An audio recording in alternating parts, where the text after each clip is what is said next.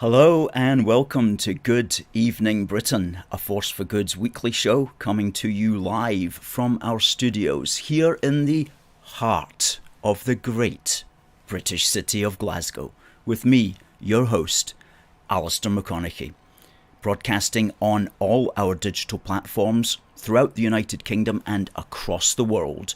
We're bringing you quality pro-UK comment and analysis every Wednesday from 7 until 8 p.m, broadcasting on Facebook, on YouTube, on Twitter, and on TikTok. Folks, please send in your comments, send in your greetings, tell us where you're coming from, and we will do our very best to give you a shout out.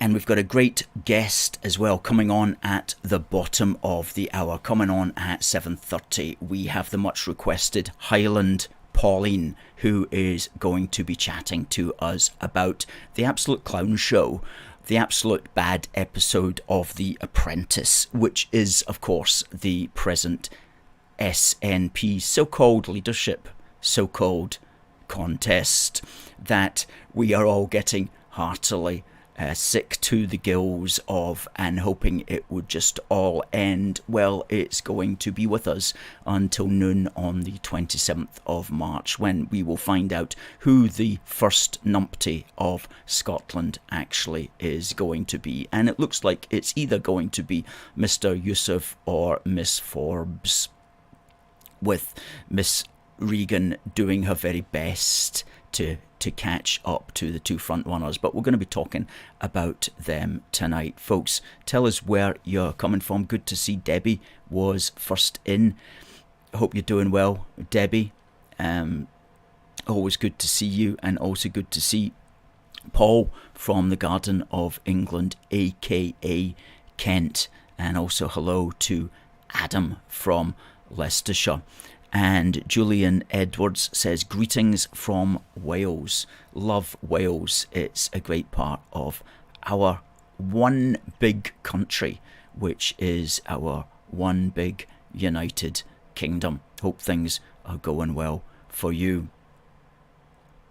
And Ross says, can he get a shout out to Rocky? Absolutely. You absolutely can. United, says Julian. Nice to see Derek from Armadale in the house, and Stuart from Elgin, who says that he received his AFFG badge, which is place of pride, on his lapel. Folks, we are talking here about this badge, which is our AFFG badge, which you can get at our shop, aforceforgood.uk/shop-1, and it's one of our best sellers. It's the United Kingdom with the words "A Force for Good" written right through the middle of it. Says a million words. It says a million words. Adam says, have we heard that Yusuf responded to the National when asked about whether Scotland should become a republic when it becomes independent? And yes, he had an interview last week with on Monday with the National, and he did in fact say that he wanted Scotland to how did he phrase it? To visit the question within 5 years of becoming separate.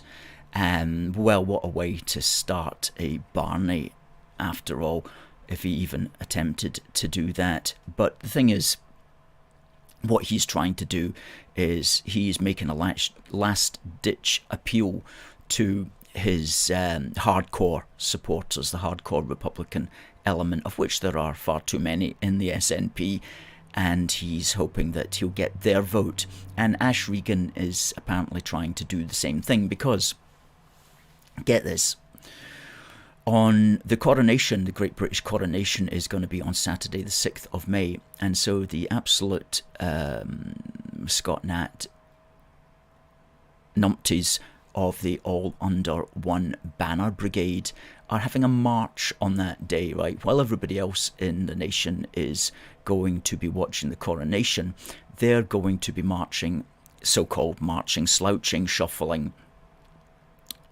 whatever way you want to describe it, through some streets in Glasgow. And that's going to be on the actual day of the coronation. Now, what the reason for this is that they had booked that march in a long while ago, because they have a march every May, and then the coronation date was announced, and instead of them thinking maybe not a good idea to have the march on that day, they decided just to continue to go ahead with it, and now they're trying to turn it into a big Republican sort of thing. Well, they're going to struggle to do that. Last year, their May march got 773 people at it. I would be very surprised if it got any more than that this year. Probably far fewer, I should imagine. However, Humza Yousaf and Ash Regan have both said that they're going to attend it. Can you really believe that?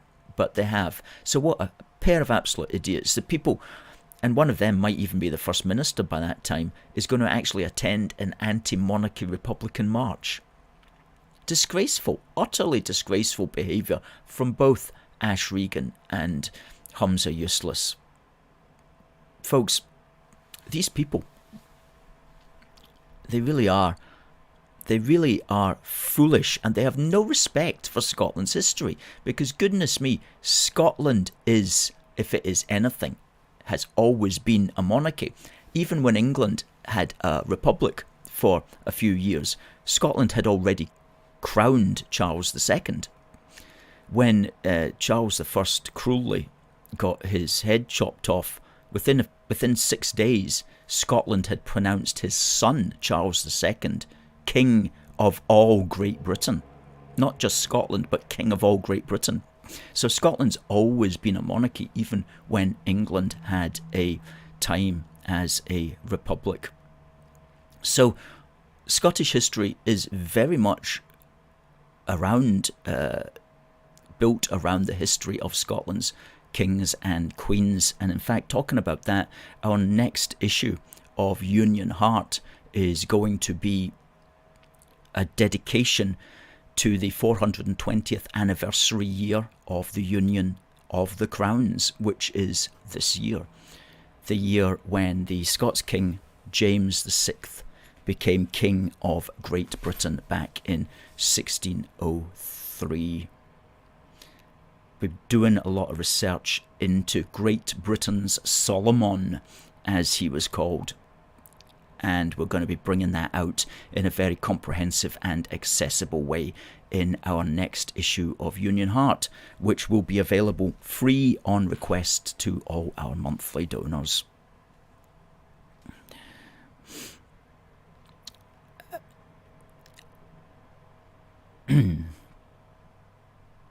Hey Catherine, good to see you. Hope you're doing well. Bry says, keep up the good work, Rule Britannia. We absolutely will keep up the good work, Bry. Thanks for saying. Glad to hear that Debbie is good. Now we've got Highland Pauline coming up at 7:30 at the bottom of the hour, so please do stick around for that chat, where we're going to be talking about the state of play with the Scottish First Minister election, and send us your comments in on that as well, and who you think would be the best person for the unionist cause.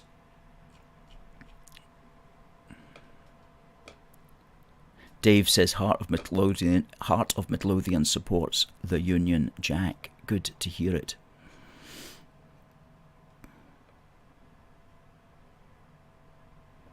Stuart wonders if Humza Yousaf can hold his own with people like Winston Churchill, Gandhi, JFK and Margaret Thatcher. Yes, I wonder what they would think of him.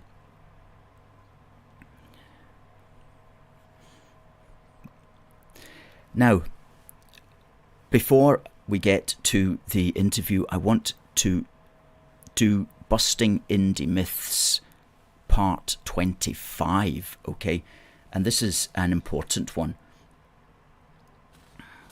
Busting Indy Myths, part 25. And in this Busting Indy Myths, part 25, we're going to look at the oft-heard Scottish nationalist SNP myth that the matter of Scotland breaking up the United Kingdom is somehow only for the Scots alone, and it's not a matter for anybody else who happens to live elsewhere in our United Kingdom. It's as if, oh, they're not even involved. Well, what absolute rubbish and what an absolute myth that is, because keeping the United Kingdom together involves us all, and we all need to stand up for the United Kingdom. And we touched on this, a variation of this, back last February when we spoke about how some SNP supporters think that Scotland breaking up the United Kingdom is only for Holyrood and Scottish political institutions to be concerned about, and somehow it's not something for British institutions such as Westminster to be concerned about, okay? And we can easily dismiss that, of course, because breaking up the United Kingdom is first and foremost going to be a concern of the British Parliament itself, which represents all of the United Kingdom. So that was talking about institutions. This time round, we're talking about actually the people who identify as Scots. And the SNP and the Greens have good cause to try to make people who are, say, English or Welsh or Northern Irish think that somehow they're not involved, okay? Because the SNP is against the whole concept of the United Kingdom as a construct in and of itself. And it's against the whole idea that there is a British political community of concern. It's against those things. And if it accepts those things, then of course it has to accept that the British Parliament's involved and that every person in the United Kingdom is involved wherever they live. But they don't want to accept those things. Okay, they don't want to accept that people in Aberystwyth have solidarity and concerns with people in Aberdeen, or people in Belfast concerned about people in Birmingham, or people in Glasgow concerned about people in Glastonbury, or people in Manchester concerned about people in Merthyr Tydfil, or people in Dundee concerned about people in Donegal, or people in Lancaster concerned about people in Londonderry, or people in Abergavenny concerned about people in Antrim, or people in Cumbernauld concerned about people in Cardiff. They don't want to accept that there exists that wider British solidarity and political community. They want to get rid of that. And so they're going to turn around and say that if you live in Merthyr Tydfil, or if you live in Donegal, or if you live in Glastonbury, that somehow breaking up the United Kingdom is not your concern.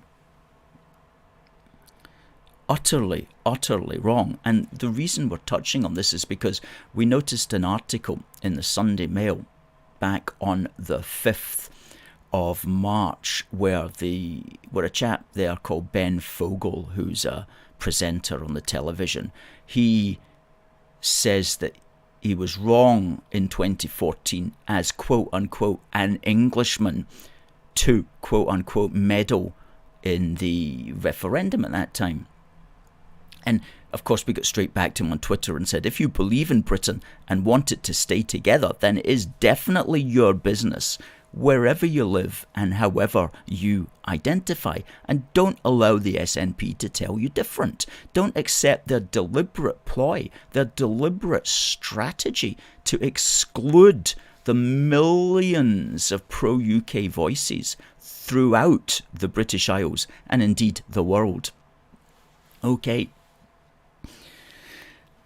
And so the SNP will try to make you feel that it's not your place to comment, but it is absolutely your place to comment if you believe in holding the United Kingdom together. And you can see why the SNP don't want you to comment. They don't want all the people in England, Wales and Northern Ireland and worldwide to pitch in and lend their voice and lend their action and lend their money to the cause of keeping the United Kingdom together, because if we all did that, then their cause would in fact be lost. So let's just say it again, and let's say it loudly and proudly, and let's keep saying it. If you believe in Britain and if you want it to stay together, then it is definitely your business to be involved, because keeping the UK together involves us all, and together we can make a huge difference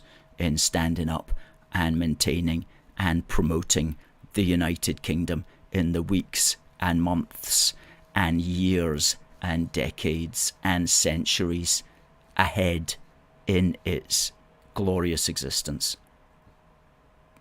So endeth Busting Indy Myths, part 25. And folks, we are taking these Busting Indy Myths and we are going to be putting them all into magazine form. The first 10 were put into our winter 2022-2023 issue. Another 10 will be getting put into one of our Union Hearts when it comes out. Issue 10 it will be when it comes out this winter. And so over the next 2 or 3 years, we're really going to have a good set of arguments there. Because, folks, this is a long-term thing. Sure, the SNP are going through trouble at the moment, and sure, they have been set back, but they're always going to be around. It's not like we're ever going to get rid of them. So this is a constant process, that's just the way life is.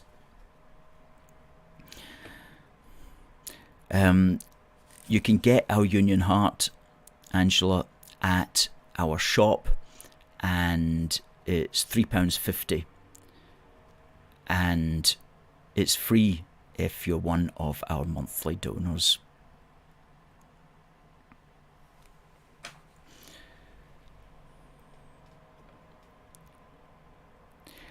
Yeah, Paul Hadlow says, a few years ago, Alistair, you wrote an article about why the English particularly should be concerned about the UK breaking up. I think you listed about 23 reasons. Could you promote it again? We absolutely will, Paul. Thank you for saying that. That was actually a speech that we gave, 23 reasons why the English should be concerned about Scotland leaving, and it was a speech that we gave in London, and it's presently, that speech is presently on our legacy site, and I'll bring it up and I'll send the link to our assistant producer who will put it out into the thread right now. And thanks for remembering that. And that really should go onto our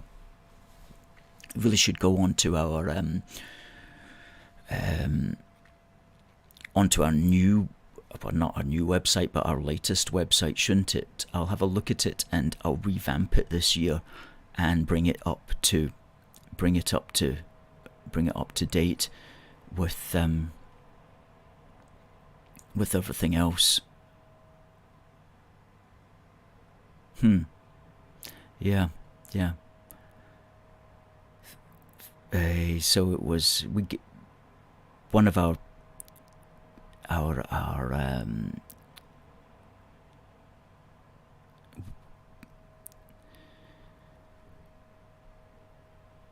there we go, 21 reasons.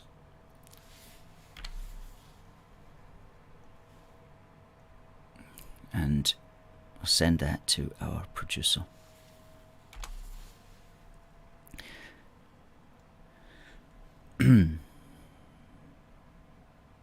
Hi, Becky. Says that she's got visitors, but she's just going to blank them now. Well, I hope your visitors might even enjoy the show, Becky. Now, we've got our guest coming up at 7:30, which is Highland Pauline, and we're going to be speaking about the SNP leadership contest, if that is the correct term for it, or rather the competition to find which clown is going to destroy Scotland the most, unfortunately. What we're going to do now is, just prior to inviting our guest on, we're going to do this day in British history, and we'll ask a question about it after this day in British history. And it's for this keyring. You can win this keyring, which is got these two little Union Jack artifacts added to it, and you just send your answer to contact@aforceforgood.uk. So, folks, what happened on this day in British history? Because British history matters. Because if we don't know where we've been, then we don't know where we are. And if we don't know where we are, then we don't know where we are going. Well, on this day, one of the great Victorians, a famous British engineer, who's also considered really one of the fathers of modern London, died. And his name, fantastic name that I love saying, Joseph Bazalgette. That's a great name, Joseph Bazalgette. There he is with his amazing facial hair, amazing moustache. What do you call that? Is that handlebar moustache? I'm not quite sure. Anyway, what a chap, and a man responsible for saving thousands, if not millions, of lives. Okay. And he's best remembered for actually being the designer of the sewage tunnels that London uses to this day, the system that it uses to this day. And it was after London had lost tens of thousands of people in cholera epidemics. And back then, they were beginning to understand the significance of why people were dying in such quantities, and the importance of cities having these proper sewage systems. And he came basically to the rescue and created the network of tunnels that serve London to this day. Over 1,000 miles of street sewers in London, and 82 miles of underground sewers as well. And not only that, but he also created bridges, fantastic bridges as well. 4 of the London bridges were designed by him as well. And there's a monument to him on the Victoria Embankment, which we took a photograph of. There it is, Sir Joseph Bazalgette, engineer of the London main drainage system and of this embankment there at Victoria. And he also designed the Chelsea embankment as well. Okay, and I want to just put up some of the sewage pumping stations that he designed, and these look like cathedrals. That's the one at Crossness in Bexley, and inside it, wait, you see this, okay? That's inside the Crossness sewage pumping station. They filmed the 2009 scenes in the 2009 film Sherlock Holmes there, and look upstairs in it as well. Look at that, right? That's a created to basically pump sewage. I mean to say, they really did create the most beautiful buildings to pump sewage imaginable back then. You know, they seem to take their time about everything. Maybe they had more time or something back in those days. I don't know. Okay. And then there's another one, the Abbey Hill one in Newham, which is no longer functioning. But look at that. If you said that was a church, for example, you could, you wouldn't know any better. And as I say, that's now a listed building, and it's been replaced by the new pumping station, which looks like that. Okay, a little bit more utilitarian. Crying out loud, it's weird, isn't it? How they seemed to have the time and money back in the day to really put effort into everything. I don't know, was it because it was new or something like that? So they're like, we really have to make the best of this. And then people just got jaded and it was like, oh no, just stick anything up there now. So strange. And of course he also built, as I said, Albert Bridge, Putney Bridge, Battersea Bridge and Hammersmith Bridge. And Hammersmith Bridge is really one of the most beautiful bridges in Britain. A fantastic piece of work, still in use today. He designed that. Beautiful, beautiful stuff. So that's Joseph Bazalgette. He passed away on this day, 15th of March in 1891. One of Britain's great civic heroes. Okay, in 2 or 3 minutes we are going to bring in our guest. I see our guest is already in the studio. It is the much requested Highland Pauline, and we're going to be talking about the SNP and also the Sturgeon resignation and the things around that and attached with that. Becky Young says yes, a handlebar moustache and a belter at that. Adam says the Victorian era was full of bushy moustaches. It certainly was. That was the day and age for it. And Becky says, no one does sewage pumping buildings like Britain. We really don't. If you've got some sewage to pump from the depths and along another tunnel, Joseph Bazalgette was your man. He would just be thinking straight away, what kind of building can I design to make this look like the best ever pumping station? Fantastic, it really was. So, Christopher says, the Victorians understood civic pride and built things to be beautiful and functional. We could learn much from them. Absolutely, much of which they built, which is still with us. And I always think about that as well in Glasgow, like all the parks that we enjoy here in Glasgow. They were all constructed during the Victorian era, late 19th century, very beginning of the 20th century. There's even a park called Victoria Park here in Glasgow. And a lot of it was philanthropic as well.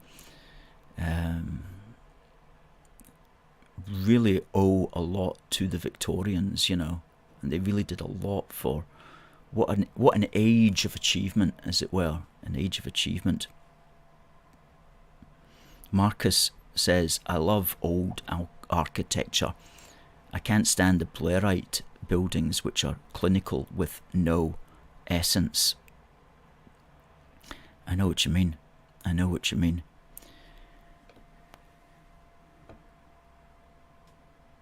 Now, we have a competition for this keyring, which has got 2 Union Jack metal artifacts hanging from it, and also we're going to throw in a complimentary copy of our Busting Indy Myths.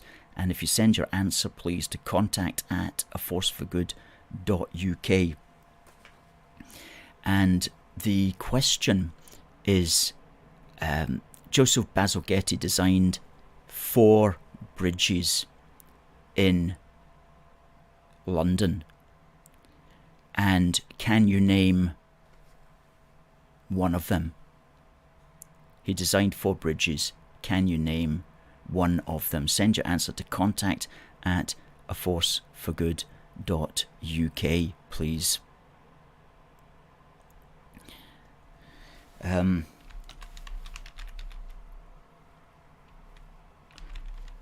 We've got our guest coming in. I'm just going to welcome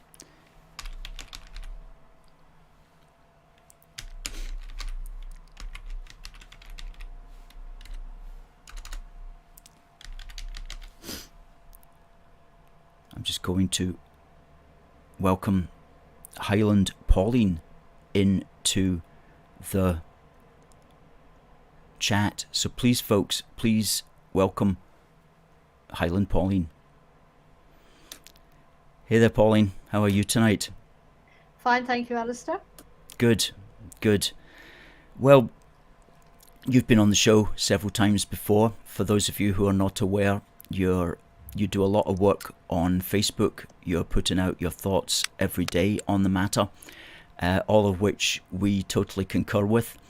And I know you've had a lot to say regarding the SNP clown show, or what you've termed a bad episode of The Apprentice. And so let's just talk about your thoughts on that. Have you actually been watching? Have you subjected yourself to any of the hustings that have been going on? Yes, I have been very brave, very brave. I spent evenings shouting at the television. Yeah, there's no surprises there. It's really what we expected. All three candidates are really sadly lacking credibility. There's obviously one front runner, I suppose we have to admit that. But even she, and I'm referring to Kate Forbes, is not up to the job.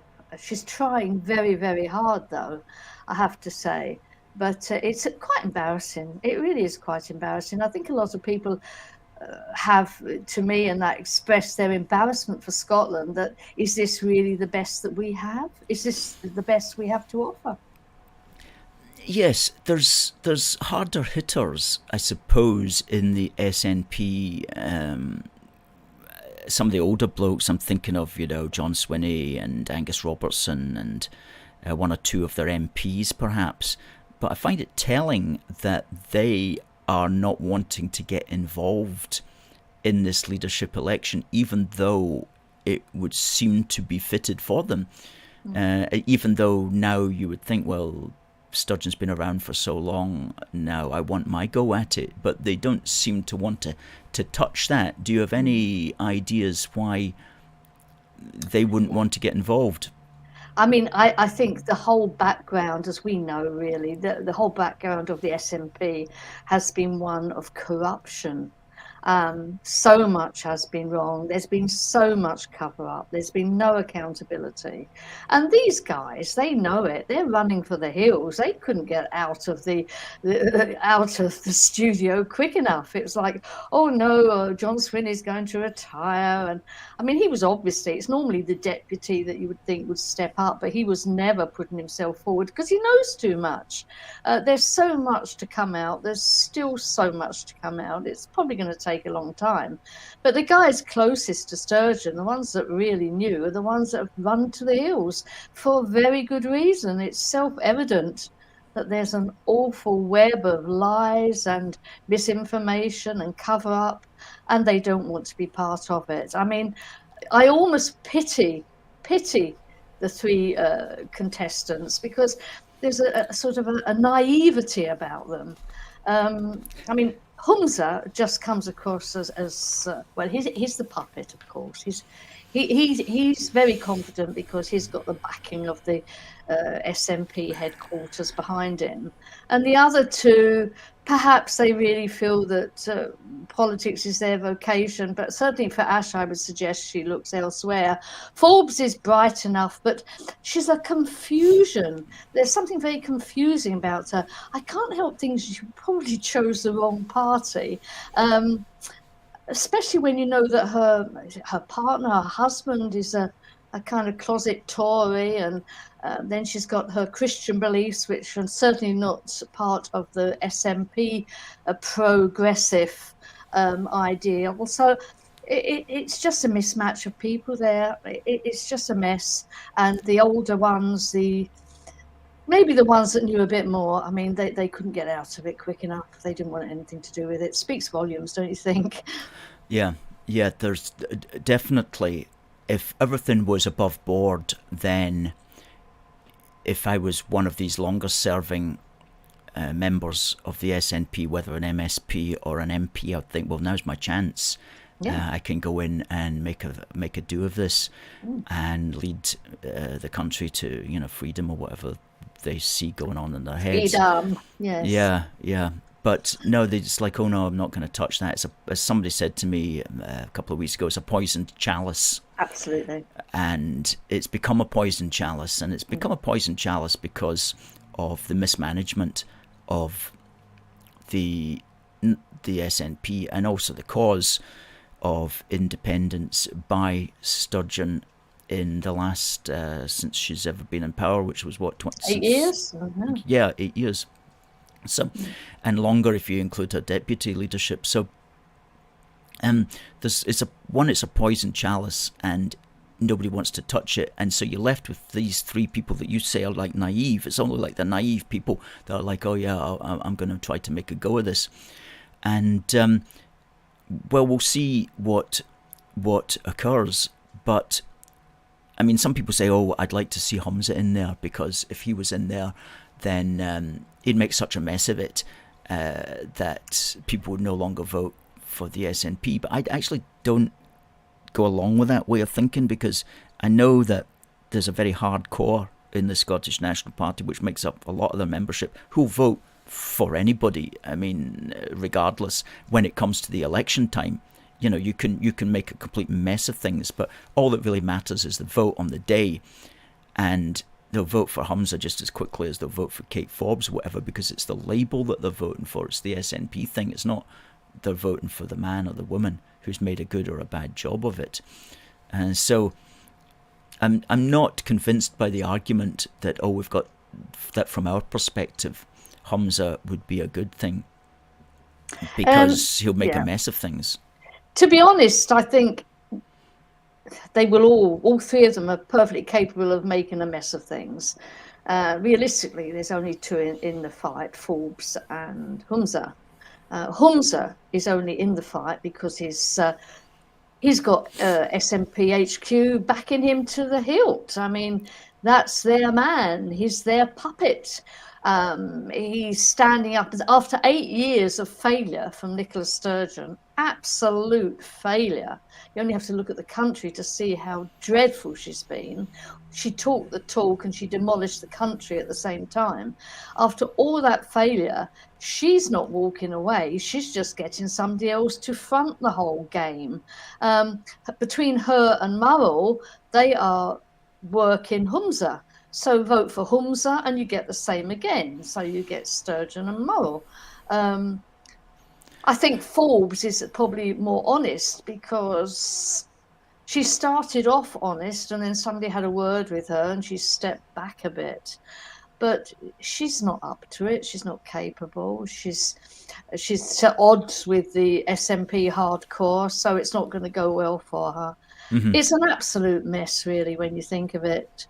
I think SNP HQ are actually panicking at the moment. I think they believe that, they're concerned that Forbes is doing so well. I don't think they were prepared that the general public were on her side. I mean, she's certainly ahead in certain polls. They're absolutely panicking. And I think actually they've brought in Sturgeon's right-hand woman, Liz Lloyd, who's a very high earner, but she was Sturgeon's special advisor. And they've now recruited her in to help with the Humza Joseph campaign. So HQ are really pushing Humza forward.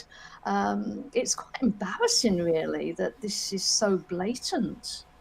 Yes, they're definitely pushing Yusuf forward. And I don't know if you saw a letter that Ash Regan wrote today.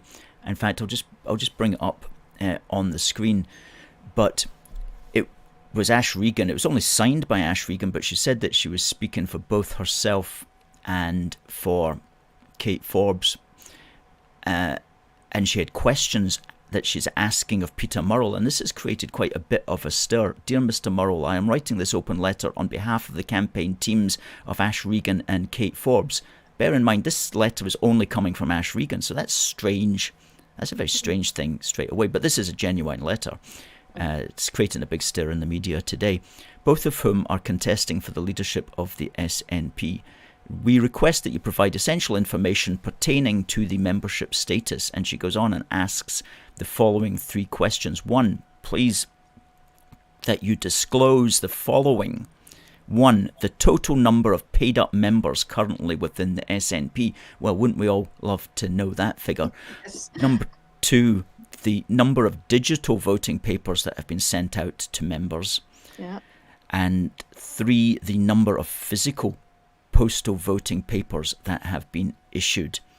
We have previously reached out to the National Secretary with a request for this information. However, we have yet to receive a response. As the CEO of the SNP, it's your responsibility to ensure that the leadership election process is transparent, fair and equitable. We kindly request that you respond to this letter and share the requested information as soon as possible. Okay, so that's a very strange and surprising thing, and straight away it tells me that there's going to be a cloud hanging over the result of this election one way or the other. Do you have any thoughts on what you just saw there? Absolutely. I mean, it shows a total lack of trust in Murrell and the leadership, a total lack of trust. They feel the need to remind him of his duties, which, most people would find insulting, but in this case, it's absolutely spot on, of course. And, the fact that it's from Regan and Forbes and Humza's not included is also obviously pointing a massive finger at what they think is going on. I think it's perhaps clever because they are saying to people, look, this isn't honest. But that's the party they're trying to represent. So it's kind of like we want to stand for the SNP and we believe in independence. But, by the way, we don't really think things are honest and things are being run properly. I mean, it's a flipping nightmare. You couldn't make it up. As far as SNP membership goes, who knows? I mean, the one thing we do know is that over the last 4 years, they've lost over 50,000 members. So we know times are hard in the SNP, and we know every day people are voting with their feet. Memberships are being thrown back at them. But I mean, this letter is actually absolutely pointing the finger at the chief executive of the SNP, and quite rightly so, I think, to be honest. Oh yeah, it's beggars belief that an institution of that size is running a leadership election, and the people who are running it don't actually know how many people they're appealing to. What's the size of the crowd that I am actually trying to lead. Okay, if I'm going to lead an army, I want to know, is this an army of 20 guys or 20,000 or 200,000 or 2 million? You need to know these are just like basic things. And imagine if, like, the last Tory leadership election campaign had been run on that sort of level, with that degree of obscurity, deliberate obscurity. Hiding essential facts from the people who are aiming for the very top job. So the whole thing just really does stink. They wouldn't get away with that. Of course they wouldn't. And, I think the numbers and all this things that they want, but there was a very good quote from Stalin, in fact, who said that it's unimportant who votes, but what's important is who counts the votes. I mean, How do we know that any of this is going to be honest and above board? And even if Murrell and that ever come up with figures of how many this and how many postal votes, who is counting them? I mean, the corruption, and I have no hesitation in calling it corruption, of the Scottish National Party is well known. What we see is just unheard of in our lifetime. So they can have many elections and many votes, but they will only tell us what they want us to accept. So I'm in fear that whatever happens, Humza Joseph will be their puppet, and that's who we will land with. For better or for worse. As I've said already at the beginning, I don't think any three of them are any good. So it won't really make too much difference to us. But the corruption is the problem here. And the problem is that if it's Murrell with Sturgeon still pulling those strings, then Scotland really needs to shake itself at the next election. The electorate need to wake up. They really do. Well, yes, absolutely. The waking up thing is one thing. Getting out of bed is the difficult part, though, and lots of people might be woken up to it, but the number of people who want to maybe do something about it or change the way they the times they normally get out of bed is few and far between. I always think so. I don't put great hope in people waking up as such, but more people need to get moving, as it were, and moving in the right direction. The bottom line, really, Alistair, is that, you know, if people do really care about Scotland, if they do really love Scotland, then finally the power is within their hands to save it. It's a choice that everybody has to make. Yeah. You know, we can fight and fight and fight, but as long as these idiots keep going out there and voting for a corrupt party, then we're going to struggle. That's the bottom line. Yeah. However, they are hemorrhaging votes. They are losing. I mean, it was fantastic standing outside Holyrood with SNP voters, previous SNP voters, and hearing them shouting Sturgeon out. That was fantastic. Yes, that was at the Glasgow Cabbie event back in start of the January. year. Yeah, January. Yes. Well, I knew the tide was turning when I went to the Let Women Speak rally, which was held 5th of March? No, 5th of March, February. Yes. It was February, I think. Need to look that up. Yeah. But there was hardcore SNP people there, Alba people there, and there was a lot of people that Sturgeon would be wanting to appeal to, and they all were against her completely and utterly. And I thought, you know, if she's losing these people, she is on the way out. And it was literally 10 days later when she resigned. Yeah. And so she brought all that down upon herself, and none of that's been really properly put to bed. There's been no closure there, and it looks like silly Humza is going to reawaken the whole thing as well. When he gets in, he's going to just go back as if he's not learned his lessons from what's happened, and he's just going to dig that particular hole an awful lot deeper. So going back to that letter which you showed, that is really Regan and Forbes saying to people, you know, let's be suspicious. You have to ask questions. And that's what they're saying. They're saying we don't trust the system. Quite rightly so. Yeah. Well, if they were, one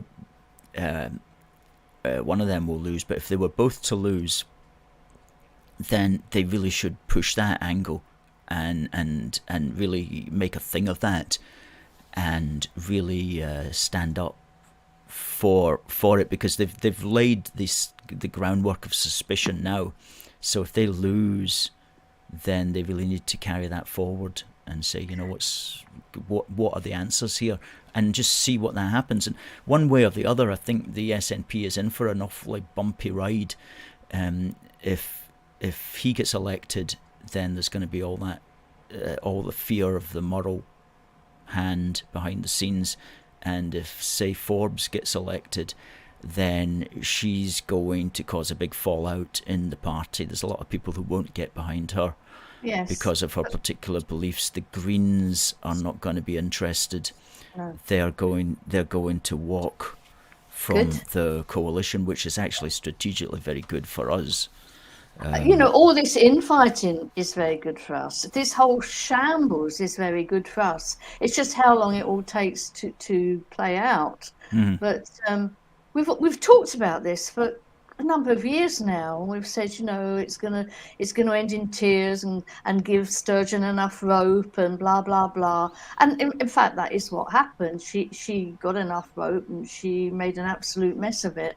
And now we're kind of seeing, I wouldn't like to say demise, but we are seeing the downfall of them gradually and bit by bit. And this leadership election is highlighting that and highlighting the problems. And we just hope that we will carry those forward to the next election and all of a sudden get a good clear out to give Scotland a chance, to give us hope, so we can lick our wounds and repair ourselves. Yeah, no, I think it's all good from our perspective. It's all good. Whoever wins, it's going, as you just say. It's the SNP's simply not going to bounce back from it, and it's going to stagnate. And it's up to us to keep pushing our positive message of unionism, which is the message of solidarity for us all throughout the United Kingdom. The message of love your brother and sister, basically, throughout the United Kingdom, English, We're Welsh, one Scots, island Northern nation Irish. here. Absolutely. Yeah. Together we're stronger. We will always be stronger. Alone, no way. That's right. Well, I'm been doing quite a bit of research recently for our next issue of Union Heart, and going back and looking at the arguments that were being made at the time of the Union of the Crowns in 1603, 420 years ago. And there's a lot there that it could be simply be said today. It's the same arguments that were being promoted about England and Scotland joining together and attempting at that time to get rid of all their quarrels that they had been that they had been hitherto wrapped up in, and there was the belief that it was going to bring in a new golden age for all of the British people. And it was at that time that they started to talk about the British as one people, rather than as separate quarrelling tribes as they had been hitherto. And exactly the same arguments of solidarity, although they didn't have that word back then, but it was that basic camaraderie and stuff like that they were talking about. And it really is a positive message. Unionism, I mean, the clue is in the name. Union is better than separation. And if we just need time to build that message and to articulate it and to convince people, because it's a good message and it is a winning message, and it's far better than anything that Humza Yousaf's gonna ever come up with. I mean, the only thing he can come up with is progressivism, whatever that means. Repeating progressive all the time. It's absolutely awful. He's obviously being groomed. He's been groomed to say these things. I mean, when I heard him come out with the fact that Sturgeon should be an ambassador or some kind of, I was like, she's a foul politician. In 8 years, she's brought Scotland to its knees. And he's actually thinking she should be an ambassador. Well, I've never heard so much rubbish in all my life. Yeah, we're not stupid. An ambassador in maybe one of these kind of pretendy embassies that the SNP likes to set up. Yeah. I mean, absolute nonsense. But it's all very interesting, and I think we're making progress. Can I just say that? I think we're making progress. Oh, absolutely. I see it as positive. I see it as good and positive, and something that 2 months ago I would never have thought we would be in this position. I mean, it was looking like we're going to have Sturgeon until at least the Scottish election in 2026, and then maybe for another 5 years thereafter. I mean, it was literally, that was what I was thinking at the start of the year, and then just how quickly things change on the turn of a lot going on in the background still, a lot to come out. I believe it was many things that brought about her resignation, not just one thing. Her fall in popularity, they had to do something about that. Gender recognition bill, what a mistake. What a dreadful mistake that was. There's financial improprieties going on, police investigations, so much. It was a perfect storm. She couldn't stay. And to rescue the party, she had to go. And Murrell's pulling the strings and said, oh, don't worry, we'll just get a puppet in here and he'll just do what we want him to do. And that's where we're at just now. That's where we're at, yeah. And in addition to the things that you mentioned there, the British government finally developing a set and standing up to them. And that was when they kind of hit the brick wall nose first, and Sturgeon was like, well, I can't actually get through that anymore. And we're waiting for them again now on the bottle scheme to stand up. We're still waiting for that. Yeah, well, somebody said to me that what was it? Humza had said something to the effect that it was in the Daily Telegraph today. Humza accused Kate Forbes of quote unquote lurching to the right for her plan to pause the deposit return scheme. So if you want to pause the deposit return scheme, apparently now you're lurching to the right, according to Humza. Which doesn't surprise me, obviously not. No. Well, people should just pick up litter. I mean, that would solve the problem if people just picked up litter or put the bottles in the bin. If people did that, we wouldn't need a deposit return scheme. Anyway, we've been speaking for 25 minutes there. Highland Pauline, thank you very much for coming on the show. Well, Thank you. we'll definitely have you again, and all I can say is until next time, keep up the good work on Facebook, because you really are Yes, a power of common sense. I've got so much to say, and the day's just not long enough. Oh, exactly. I know what Okay, you well, mean. thank you very much for having me. It's always a pleasure to be on A Force for Good. Good stuff, Pauline. We appreciate it. See you next time. Okay. Right, Cheers. bye now. Bye. Great stuff. Highland Pauline there. Christopher comments saying, Kate Forbes is not bright enough to understand basic economics. All of them, though, are the apogee of mediocrity. And the Stalin analogy fits the SNP nicely, doesn't it just? Pipposaurus says, let's hope they have been caught with their mucky little fingers in the till. Becky says, SNP seem to hate England more than they love Scotland. That's the problem. Kelly J. Keane was brilliant at Let Women Speak, says Becky. And Anthony was there at Holyrood when the Supreme Court stood up against Sturgeon and said that as the law stands, she couldn't get a referendum. And Anthony was there with a Force for Good that night, waving the flag, pointing out that it's great to be British. There we were. We want to stay in the UK. That was the day that the Supreme Court said that Sturgeon couldn't get her referendum, and that was probably where we can start dating the beginning of the end for her.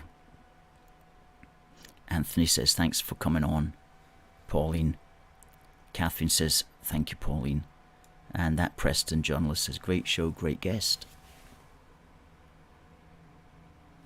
Thank you, Ash. Ash does some fantastic videos at youtube.com/that Preston journalist. Check them out. Ash was our guest last week. It is a cracking pick, isn't it, Anthony? Slim says, Ash, you should do live streams more. Derek, thanks for your comment. Derek says, great show tonight. Pauline was brilliant. That deserves a thumbs up. Anthony says, Ash is a legend, isn't he just? Stuart says, great show, as always.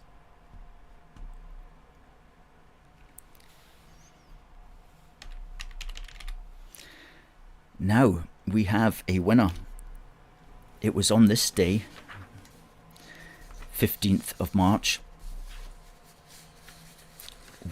when the British engineer Joseph Bazalgette passed away in 1891, and he was responsible for doing a lot of stuff, including saving a lot of lives through his drainage and sewer systems that he ran under London. But he was also famous for building bridges across the Thames, and we asked the question, can you name one of the bridges that Joseph Bazalgette built? And the answer was either the Albert Bridge, the Putney Bridge, the Hammersmith Bridge, or the Battersea Bridge. And the winner is Paul Hadlow. Great stuff, Paul. Glad to send this to you tomorrow. Your keyring and an issue of Busting Indy Myths, which is Union Heart, Volume 7.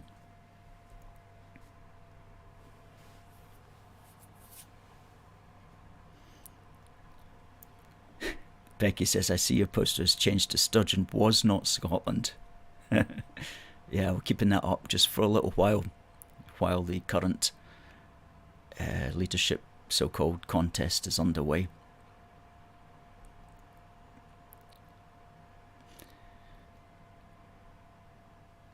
A Force for Good says well done to our quiz winner, as does Anthony.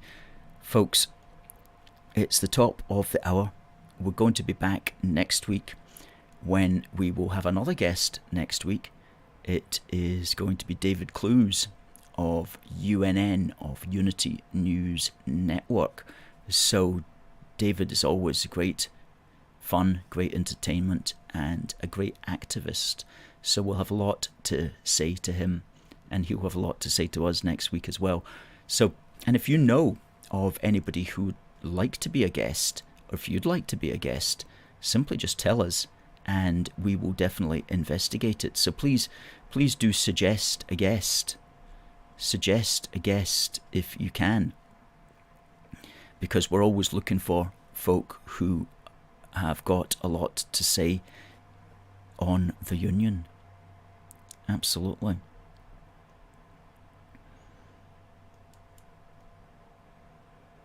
Thank you, Anthony, and thanks for all your good work. Cracking show as always. And folks, remember, a wee book for the Union. No unionist should be without a copy, and you can get that at our shop.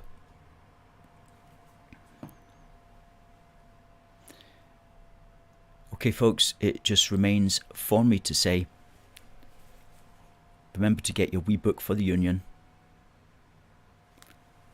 and God bless the United Kingdom, and God save the King.